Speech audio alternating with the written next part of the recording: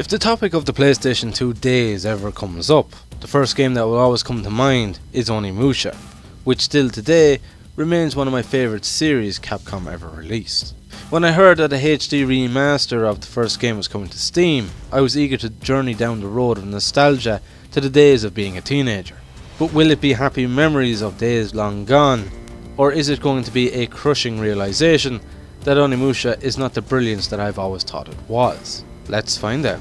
Onimusha Warlords is an action-adventure developed and published by Capcom. The game initially released 25th of January 2001 in Japan and was later released March 13th in North America, followed by July 6th in Europe that same year, and saw a release on the original Xbox the year after. Finally, on January 15, 2019, the game received a long-awaited worldwide remaster release on PS4, Xbox One, Nintendo Switch and PC. Onimusha is still a great game today, with fast-paced action, a good roster of varying enemies, decent boss fights and a fitting atmosphere, despite being 18 years old. But the supposed remastered improvements are overall a letdown.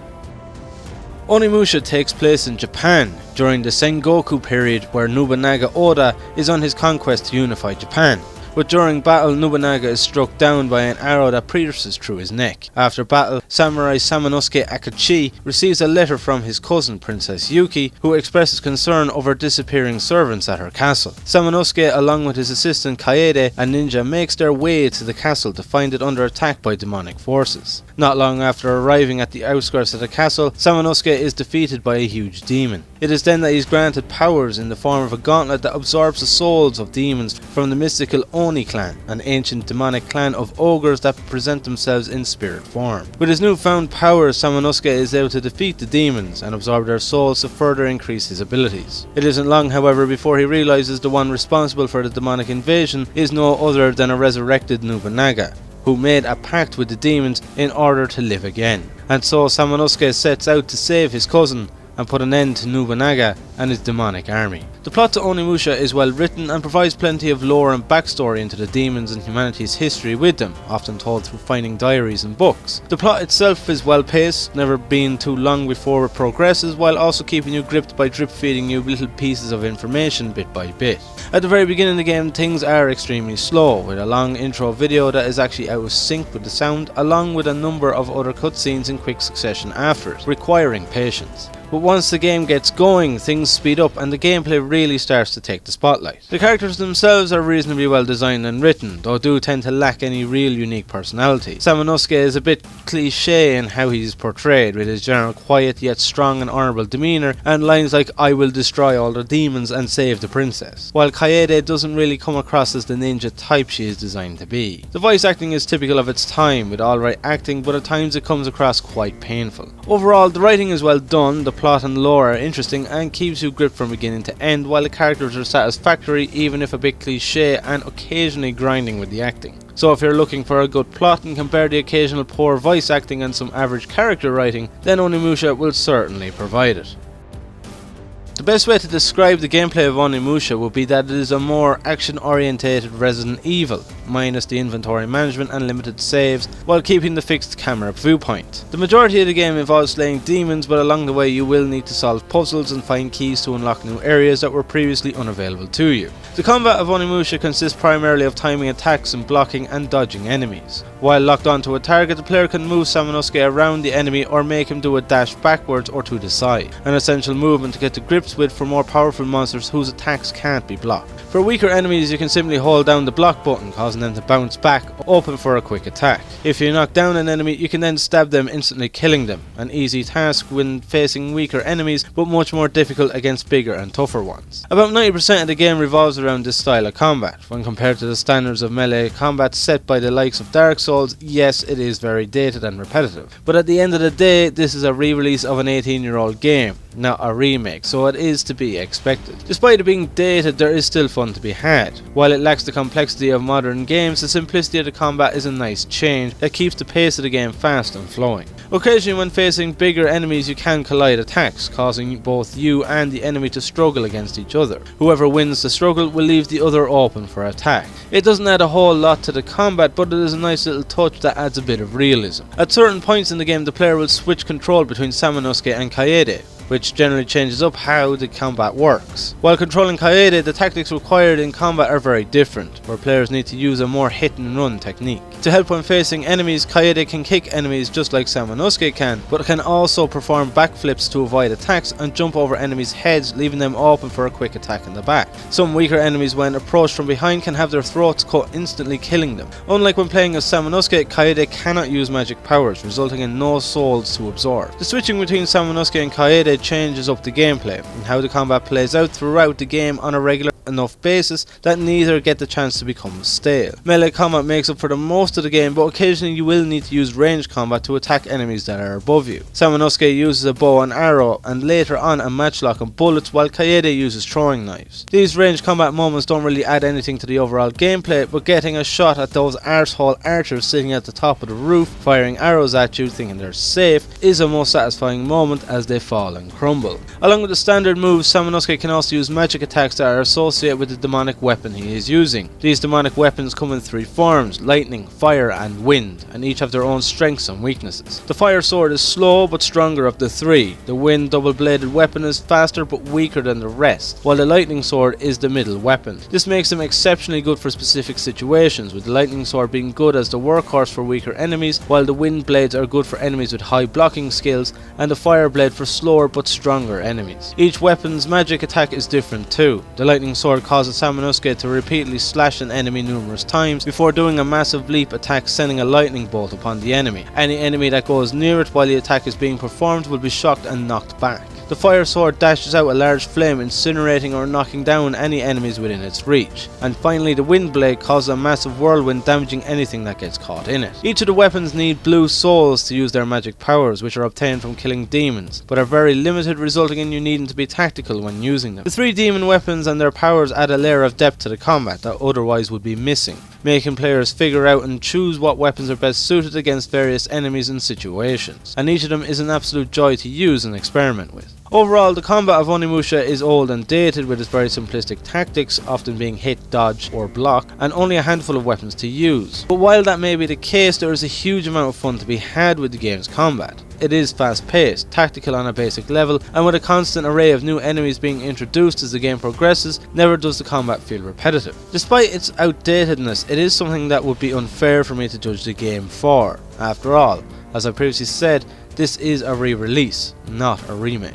As you progress in the game and absorb the souls of the demons you defeat, you can then use them to upgrade your demonic weapons and their magical powers at save points. Each weapon has two separate upgrades to them, one being the weapon itself and the other the orb that holds the weapon's power. Upgrading the orb of each weapon is essential in order to progress in the game, as they act as a key to doors that have these gelatinous orbs attached to them. The number of orbs on the door showcasing the level the orb in your weapon needs to be to unlock it. Along with unlocking higher level doors, the higher the orb is leveled up, the more impressive and powerful the special attack of that weapon becomes. Upgrading the weapons themselves increases the overall damage of the weapon, where at max level, that being 3, they can kill weaker enemies in just 1 or 2 hits. Along with upgrading your weapons and orbs, you can also upgrade your healing items and ammo. Herbs can be upgraded to medicine, with herbs only healing a certain amount of health while medicine fully restores it. Arrows can be upgraded to fire arrows, and bullets can be upgraded to burst bullets, each dealing more damage than their weaker counterparts. The upgrade system is certainly very basic, which is expected, as to my knowledge it is the first time Capcom attempted to do this in one of their games, with it being a much more refined system in the later Onimusha games and in Devil May Cry. But nevertheless, it is a system that works and does so very well. Its only real downfall is that it doesn't give you a number or estimation as to how many souls are needed in order to upgrade something, instead just giving you a progression bar. Regardless, it is still a very effective mechanic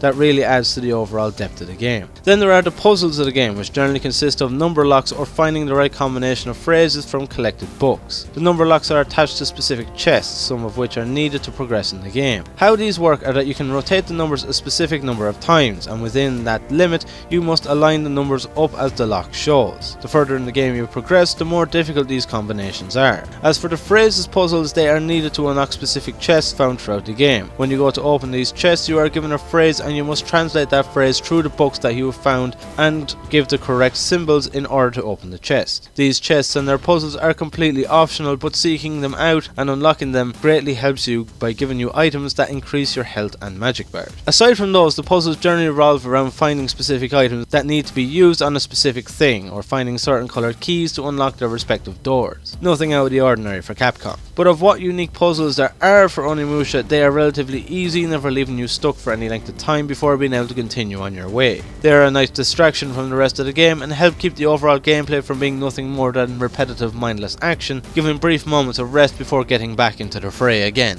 There is also a surprising amount of optional content on offer with Onimusha. Players who want to speedrun through the game can without much hindrance, while those who want to take their time, there is tons of additional stuff for them to seek out and unlock. For starters, there are 2 costumes to unlock, one for Samanosuke and one for Kaede. There is an additional minigame mode to unlock also, which can be done by getting a rank A at the end of the game. Then there are the 20 fluorite stones to find scattered throughout the game, which are needed to unlock the costumes and can only be seen with the Staff of Vision. There is also the highly powerful Bishamon sword to find too, that is the most powerful weapon in the whole game. And let's not forget the Dark Realm, a demonic world that consists of 20 floors where you must defeat all the enemies on each to progress to the next. It is an optional section of the game that is best left to the very end, as it is very difficult, but needed in order to find the Bishamon sword and obtain all the fluorites. For what Onimusha lacks in replayability in varying playthroughs with different characters like in Resident Evil, it more than makes up for with sheer content and optional tasks to complete. Overall, Onimusha is still a great game, even 18 years on, as long as you don't go comparing it to modern standards of course. The gameplay is varied, offering plenty of action but also a fair share of puzzles that aren't too taxing. The combat is fast paced and action packed with a number of weapons that each have their own strengths and weaknesses, not to mention the switching of characters changing up how you need to play. The upgrade system, while basic, adds a real level of depth to the game, and the optional content and unlockables are the cherries on top. It was a great game back in 2001 and it is still a great game now in 2018.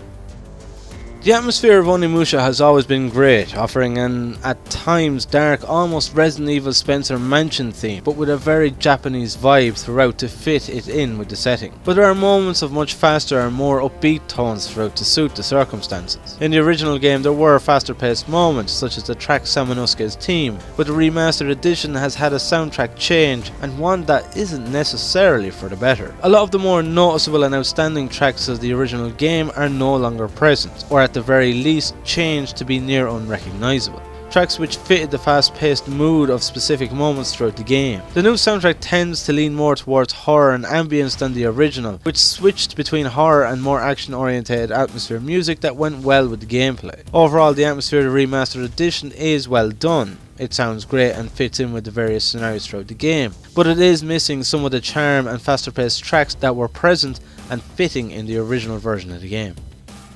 So what about the features of the remastered edition, you are probably thinking to yourself. Well, as far as remasters goes, it is a bit half-arsed. First off, as previously mentioned, the cinematics tend to go out of sync, with the sound going ahead of the video. This is most noticeable with the lengthy starting intro, where the sound ends up a good 10 seconds ahead of the actual video. So that is a bit of a disastrous start for problems with the remastered edition of the game. The higher resolution works perfectly fine, but does make the game's age really show visually, as with the higher resolution, the pixels of the pre-rendered backgrounds become ever more obvious. And then there are the improved modern controls. These get rid of the tank controls of the game, making it easier to move around, but with Onimusha being a game that was designed for tank controls, they may eliminate one problem but cause another. These new controls can make ranged combat frustratingly difficult, especially when you have to shoot enemies below you, which happens a number of times throughout the game. During these scenarios you can't actually shoot one or two of the enemies because you can't line up the shot properly due to not being able to face the right direction at the specific angle needed.